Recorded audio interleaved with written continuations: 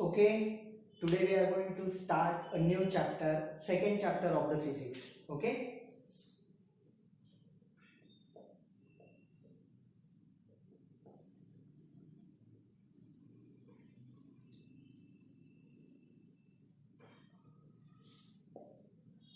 mechanical properties of fluid.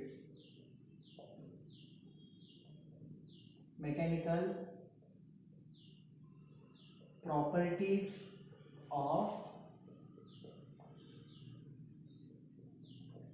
fluid. Okay.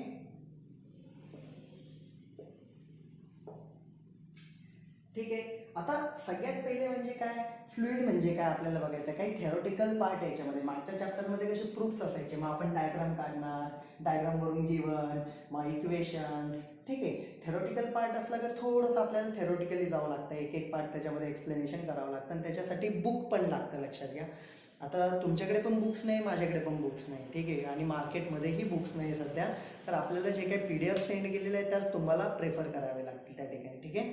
Okay. आता या ठिकाणी आपण what is mean by fluid, introduction मध्ये त्याची जरा डेफिनेशन दिलेली आहे. अ substance that can flow. A substance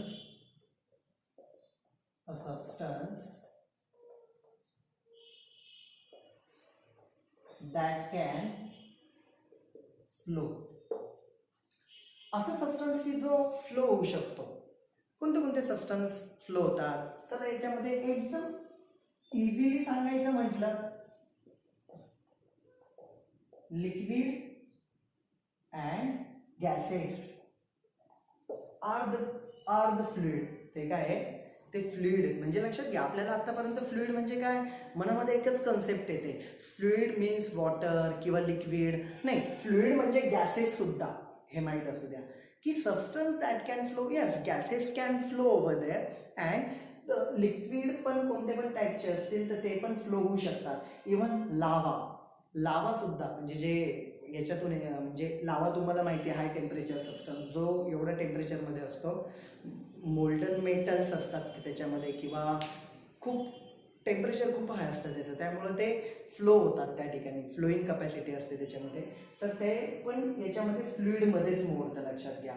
ठीक आहे. Any type of gases, oxygen, hydrogen, nitrogen, कोणत्या पण टाईपचे लिक्विड्स असतील, पेट्रोलियम असतील, काही पण, तर ते जे फ्लो होऊ शकतात, दोज आर फ्लुइड्स. ठीक आहे. मग आता हे फ्लुइड बघितल्यानंतर याच्यावरती सगळ्यात महत्त्वाचं काय माहिती का, त्याच्या जे काय आयडियल प्रॉपर्टीज जे आहेत फ्लुइडच्या,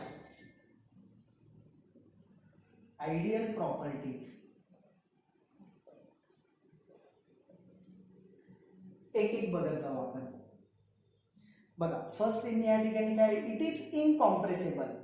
इट इज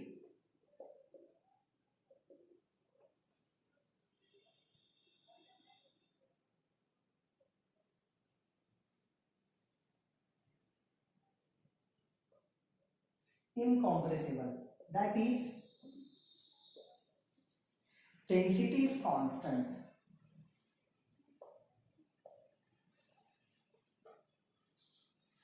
लक्षात घ्या, फिजिक्स मध्ये कधी कधी एका लाईन मध्ये, एका वर्ड मध्ये पण बरंच मिनिंग असतो. ठीक आहे ना. आता हे बघा, इट इज इनकॉम्प्रेसिबल. आता इनकॉम्प्रेसिबल म्हणजे काय, सॉरी स्पेलिंग मिस्टेक लिहिलं. इनकॉम्प्रेसिबल म्हणजे काय की तो कॉम्प्रेस होत नाही, लक्षात घ्या. समजतंय. आयडियली कॉम्प्रेस होत नाही, आयडियली कॉम्प्रेस होत नाही. तुम्ही म्हणणार सर गॅस आहे, त्याला कॉम्प्रेस करायला गेलं तर कॉम्प्रेस होतो ना तो. हो, कॉम्प्रेस होतो तो, काही प्रॉब्लेम नाही. पण ॲक्च्युअलमध्ये आयडियली बघायला गेलं तर आयडियली, ठीक आहे, आयडियल त्याचं काय की एखादा आयडियल फ्लुइड असेल तर तो म्हणजे कॉम्प्रेस होत नाही. ठीक आहे. Density is constant. आता मिनिंग काय समजून घ्या. What is mean by density. Density म्हणजे mass upon volume.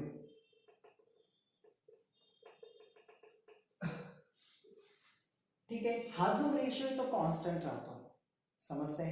That is the density. Okay, येते लक्षात. तर डेन्सिटी म्हणजे जर सांगायला गेलं, आता समजा हा प्लॅस्टिकचा पेन आहे, ठीक आहे, सेम साईजचा पेन, सेम व्हॉल्यूमचा पेन जर मेटलचा घेतला, तर त्याचं मास जास्त वाटतं आपल्याला. का बरं, कारण त्याची डेन्सिटी जास्त राहील. येते लक्षात. डेन्सिटी म्हणजे आहे त्या जागेमध्ये आहे त्या व्हॉल्यूम मध्ये नंबर ऑफ ॲटम्स जास्त आहे. समजते? त्याला काय म्हणतो आपण? डेन्सिटी जास्त. येते लक्षात? ठीक आहे. दिस इज ऑल अबाउट डेन्सिटी. तर ही जे हा जो रेशो आहे मास अपॉन व्हॉल्यूम, दिलेल्या माससाठी दिलेला volume constant that is the density. तो कॉन्स्टंट असतो for the ideal fluid. Okay. Second बघू, it's flow is इररॅशनल.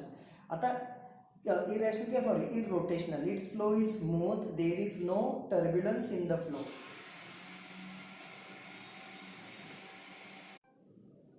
Second, the flow is irrotational. The flow is irrotational. Irrotational, that is, याचा meaning काय? Flow is smooth.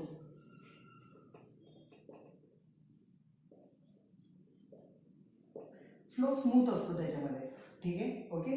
नंतर third property बघू आपण या ठिकाणी. काय दिलेली third one?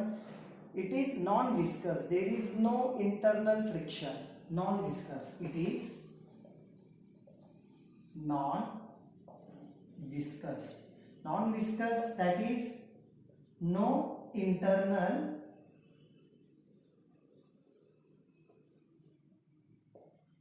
Friction. No internal friction म्हणजे काय? त्या ठिकाणी लक्षात घ्या, ज्या वेळेला फ्लो होतोय लिक्विडचा फ्लो होत असेल किंवा त्या ठिकाणी गॅसेसचा फ्लो होत असेल, समजा एवढी डेन्सिटी एवढं व्हॉल्यूम आहे, त्याच्या आतमध्ये फ्लो चालू आहे, तर त्यांच्या आतल्या आत म्हणजे जे काय मॉलिक्युल्स असतील, त्याच्या आतल्या आत जे काय ॲटम्स असतील त्यांच्यामध्ये फ्रिक्शन होत नाही. लक्षात घ्या, म्हणजे एकमेकांवरती ते घासत नाहीये किंवा एकमेकांना मागे खेचत नाही. लक्षात घ्या. ठीक आहे. नॉन विस्कस कशासाठी? आयडियल प्रॉपर्टीज वर का? आयडियल आहे. ठीक आहे. नंबर 4, रियालिटीमध्ये चेंज होतं. रियालिटीमध्ये चेंज आहे. लक्षात घ्या. आयडियली तसं असतं. ठीक आहे. It flow is steady. It's flow is steady. That is velocity at each point is constant. Each point is constant. ठीक आहे. समजा आपण एक कन्सिडर करू, आपले एक पाईपलाईन ज्या ठिकाणी असेल, समजा आपल्या घरामध्ये आपण गार्डनिंगसाठी पाईप यूज करतो, बरोबर आहे, पाणी देण्यासाठी. ते पाईप जो आहे त्या पाईपमधून जे पाणी बाहेर पडतं, समजा आपण त्याला असं फ्लो दिला बाहेर होतो, अशा पद्धतीने समजा असं बाहेर पडत असेल. ठीक आहे. आता समजा एक कन्सिडर करू, इथं वेलॉसिटी जास्त आहे. समजा इथं आपण वेलॉसिटी करू की 20 मीटर पर सेकंद इथे तो मॉलिक्यूल, आणि ह्या पॉइंटला समजा या ठिकाणी टॉपला कमी गेला 15 मीटर, कारण opposite to the gravitational force खालून वरती चाललेला आहे थोडा. ठीक आहे. परत वरतून खाली येताना परत ग्रॅव्हिटी त्याला खेचणार आहे, त्यामुळे समजा आपण इथं कन्सिडर करू 25 मीटर पर सेकंड, परत वाढलाय. आता एक पाण्याचा जो काय वॉटर मॉलिक्यूल आहे तो ह्या पॉइंटला पोहोचला ना, त्याचं ह्या ठिकाणी स्पीड असेल 20, तो तिथून इथं गेला त्याचा स्पीड असेल 15, तो इथून इथं गेला ते 25 आहे. म्हणजे पहिले 20 कमी झाला 15, तिथून पुढे गेला 25. त्या पॉइंटला ती वेलॉसिटी कॉन्स्टंट आहे. ह्या पॉइंटला कोणताही वॉटर मॉलिक्यूल आला किंवा लिक्विड मॉलिक्यूल त्या ठिकाणी कोणताही आला तर त्याची काय असणार वेलॉसिटी? 15. या ठिकाणी असलं तर किती असेल? 20. या ठिकाणी असेल तर 25. कोणताही येऊ द्या, म्हणजे velocity at each point is constant. त्या पॉइंटला वेलॉसिटी कॉन्स्टंट असते, त्या पॉइंटला. याचा मिनिंग असं नाही की इथं पण 30, इथं 20 तर इथं पण 20, इथं पण 20, असा मिनिंग नाही. त्या पॉइंटला कॉन्स्टंट, हा 20 चेंज होणार नाही, हा 20च राहणार, असा मिनिंग घ्यायचा. ओके. ठीक आहे. Next again some practical. समजा प्रॅक्टिकली जर आपण बघितलं, त्याच्या काही प्रॉपर्टीज मला तुम्हाला सांगायच्या आहे. प्रॉपर्टीज ऑफ फ्लुइड जे प्रॅक्टिकली आपल्याला काही बघायच्या आहेत पुढे. तर सगळ्यात पहिले एवढं लिहून घ्या किंवा इथे एक नोट लिहितो मी.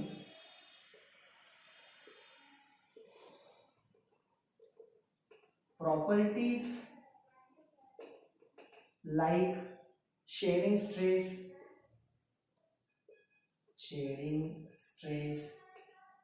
tensile and compression. Tensile stress,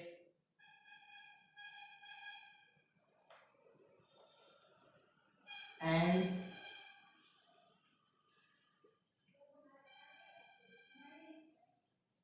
compression as shown in the figure, as shown in the figure. खाली का म्हणजे आपण काढणार आहे रफ केल्यावर.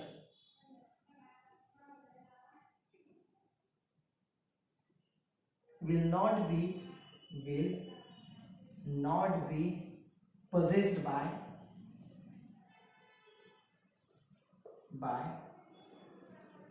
fluids like, ठीक आहे, लाईकची काय गरज नाही. ठीक आहे, ही एक नोट आहे. एवढा पार्ट लिहून घ्या, मी लगेच डायग्राम काढणार आहे. ठीक आहे, राईट डाऊन दिस.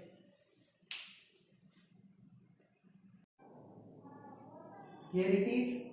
बघा, समजा एक सॉलिड ब्लॉक आहे या ठिकाणी. याच्यावरती इथून टॅन्जेन्शियल फोर्स अप्लाय केला. कोणता आहे? Tangential force. म्हणजे एक ब्लॉक आहे. ब्लॉक आपण फ्रंट व्ह्यूनी बघतोय त्यामुळे तो आपल्याला स्क्वेअर शेप मध्ये दिसतोय. तो ब्लॉक आहे 3D मध्ये. टॅन्जेन्शियल वरच्या सरफेसला, खालचा सरफेस फिक्स आहे, वरती एकदम मोठ्या प्रमाणात त्या ठिकाणी त्याच्यावरती अप्लाय केलेला आहे. तो थोडासा या ठिकाणी मूव्ह झाला इथपर्यंत. ठीक आहे,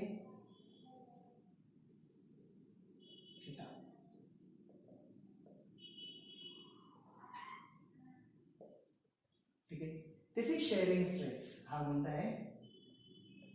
शेअरिंग स्ट्रेस. अगेन हा फक्त सॉलिड दाखवतात बरं का. नंतर कॉम्प्रेशन. समजा आपण एक ब्लॉक आपण 3Dच काढतो या ठिकाणी.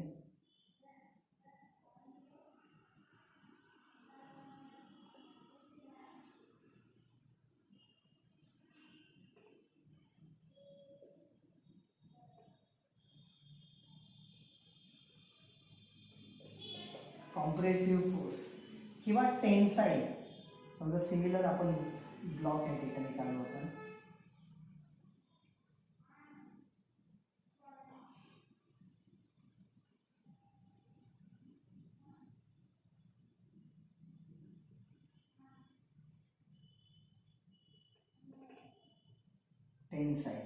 टेन्साईल म्हणजे आपण त्याच्यावरती टेन्शन अप्लाय करतोय outward डिरेक्शनला.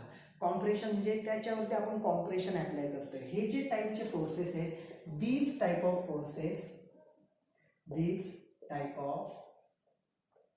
Forces are in the solids. ते सॉलिड्स मध्ये असतात मोस्टली. त्या ठिकाणी आपल्याला बघायला भेटतात. अजून आपल्याला काही टाईप जे पुढे बघायचं आहे, हे डायग्राम काढून एवढं लिहून घ्या. आपण लगेच पुढचं बघणार आहे. ओके, राईट डाऊन दिस. ओके, इथं या ठिकाणी टेन्साईल स्पेलिंग. ठीक आहे,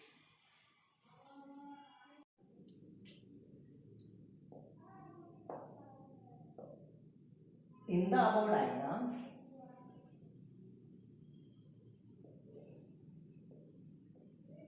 body goes in deformation. Deformation means change in shape.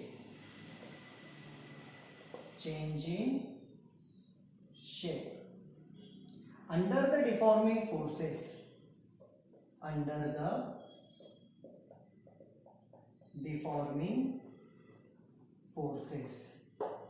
हे बघा, लक्षात घ्या. डिफॉर्मिंग फोर्सेस म्हणजे काय? एखाद्या ऑब्जेक्टवरती, रिजिड ऑब्जेक्टवरती, मग अशी ब्लॉक होता, टॅन्जेन्शियल फोर्स अप्लाय केला, तो असा शेप झाला त्याचा. नंतर एखादा ब्लॉक आहे, चारही बाजूने त्याला कॉम्प्रेस केलं, तो कॉम्प्रेस झाला. एखादा त्या ठिकाणी रिजिड पार्ट आहे, त्याला टेन्साईल, बाहेरच्या बाजूने टेन्शन दिलं, तो थोडासा ताणला गेला.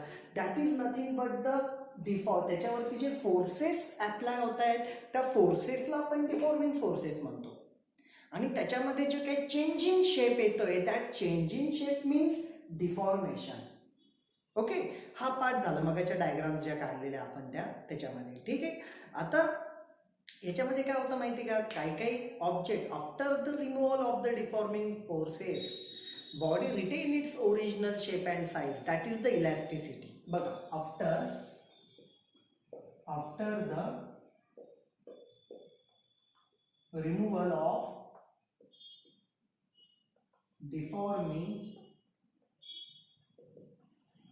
forces, body retains its original shape and size is called as elasticity. Okay, this is all about the elasticity. Elasticity म्हणजे काय ते ज्यावेळेला डिफॉर्मिंग फोर्सेस अप्लाय केलेले there is a deformation in the body after the removal of the deforming forces body retain its original shape and size. परत तो त्याचा shape and size cover करतो, that is the elasticity. हा एक part. आता आपण काही प्रॉपर्टीज ऑफ द फ्लुइड बघतोय. फ्लुइडमध्ये बघा परत एकदा ते मगाशी जे प्रॉपर्टीज बघितले those are ideal properties of the fluid. आता जे बघतोय ते प्रॅक्टिकली बघा. प्रॉपर्टीज ऑफ फ्लुइड हार्ड नाही आहे, इझी प्रॉपर्टीज एकदम. They do not oppose deformation, they got permanent deform. They do not oppose deformation. Oppose deformation. Do not oppose deformation. They got permanently deformed. They got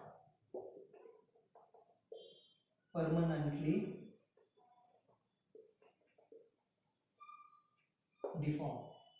okay, आता बघा या ठिकाणी ED लावलेला आहे. Okay, deformation. आता बघा एखाद्या बॉडीमध्ये मगाशी आपण शेअरिंग स्ट्रेस टँजेन्शियल फोर्स दाखवला एका बॉडीवरती. आता आपण त्याच्यावरती फोर्स अप्लाय करतोय. फोर्स अप्लाय तो काही लगेच असं होणार आहे का? नाही, तो अपोज करतो. आपल्याला जास्त फोर्स अप्लाय करावा लागतो, तो अजून अपोज करतो. आपण त्यापेक्षाही जास्त फोर्स अप्लाय केल्यावरती त्या बॉडीचा शेप असा तिरका होणार. म्हणजे it that body it self oppose the deforming force. जो काय आपण फोर्स अप्लाय करत होतो त्याचा शेप चेंज करण्यासाठी डिफॉर्मिंग फोर्स जो अप्लाय करत होतो त्या फोर्सला ती बॉडी स्वतः ऑपोज करत असते. ठीक आहे, सॉलिड्समध्ये पॉसिबल आहे. आता तुम्ही एक लिक्विडचं एक्झाम्पल घ्या किंवा गॅसेसचं म्हणजे फ्लुइड. ठीक आहे, गॅसेस असेल किंवा लिक्विड असेल कोणतेही फ्लुइड तुम्ही घ्या, त्याच्यावर आपण जर का फोर्स अप्लाय केला तो डायरेक्टली डिफॉर्म होऊन जातो. तो त्या ठिकाणी कोणत्याच पद्धतीने अपोज करत नाही. Do not oppose the deformation. ठीक आहे, दे गॉट परमनंटली डिफॉर्म. त्याचा शेप परमनंटली चेंज होऊन जातो. म्हणजे कोणतं समजते? ठीक आहे, कोणतं पण फ्लुइड असू द्या. सेकंड, ही इम्पॉर्टंट प्रॉपर्टी होती. Second, they have ability to flow. All आपल्याला माहितीच आहे, they have ability to flow. Flow होण्याची त्यांची ॲबिलिटी असते. थर्ड पॉईंट बघू, 3च पॉईंट आहे या ठिकाणी. They have ability to take the shape of the container. They have ability to take the shape of the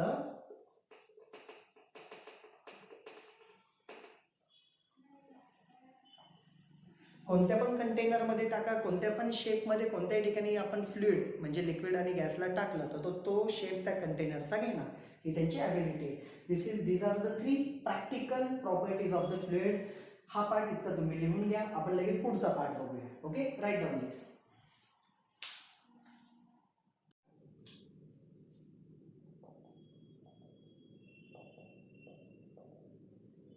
Hydrostatics means what? The branch of the physics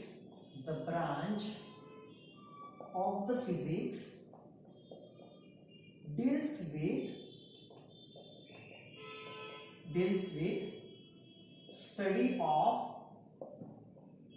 properties of fluid.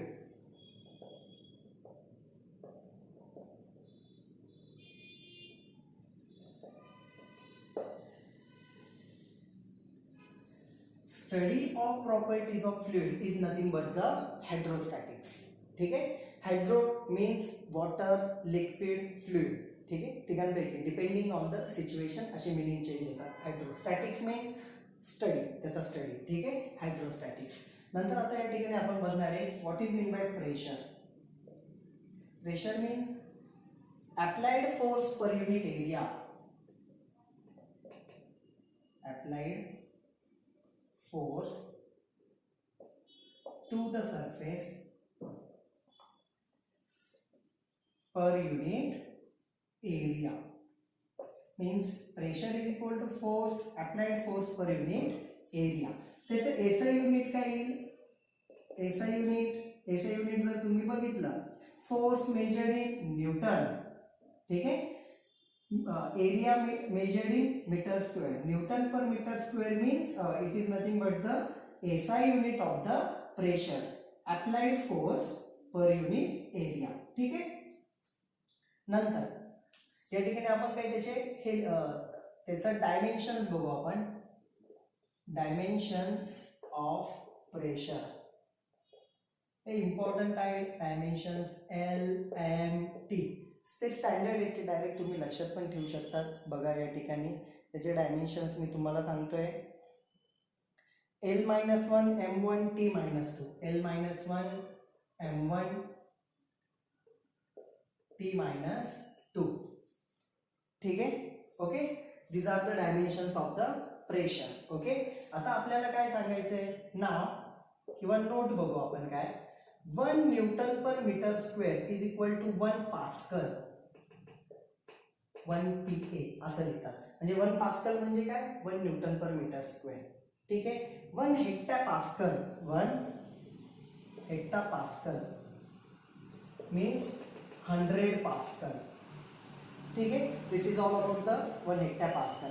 आता sometimes आपण लक्षात घ्या, pressure जे आहे हे बघा, हे त्याचं SI युनिट आहे बरं का. म्हणजे कधी कधी बुकमध्ये 1 पास्कल लिहिता प्रेशर, कधी कधी त्या ठिकाणी लिहिता 1 न्यूटन पर मीटर स्क्वेअर. आपलं कन्फ्युजन होतं, अरे न्यूटन पर मीटर स्क्वेअर कधी पास्कल, ते दोघं वेगवेगळे नाही, ते एकच आहे.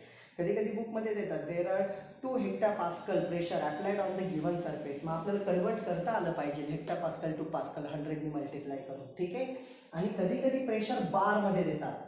1 bar is equal to 10⁵ pascal. किती असतात? हायर प्रेशर्समध्ये बार ही कन्सेप्ट यूज होते. ठीक आहे. तर these are all about the hydrostatic. Pressure म्हणजे काय, त्याचं त्याच्यामधले जे काही डायमेन्शन्स आपल्याला लागतात ते हे डायमेन्शन्स आणि त्याचे जे काही युनिट्स लागतात तो पार्ट आहे. आज आपण थोडंसंच लेक्चर घेऊ, उद्या इथून पुढचा आपला जास्त पार्ट होईल. राईट डाऊन दिस, हे इथपर्यंत लिहून घ्या. उद्या सेकंड लेक्चर बघूया आपण. Have a nice day, take care, bye bye.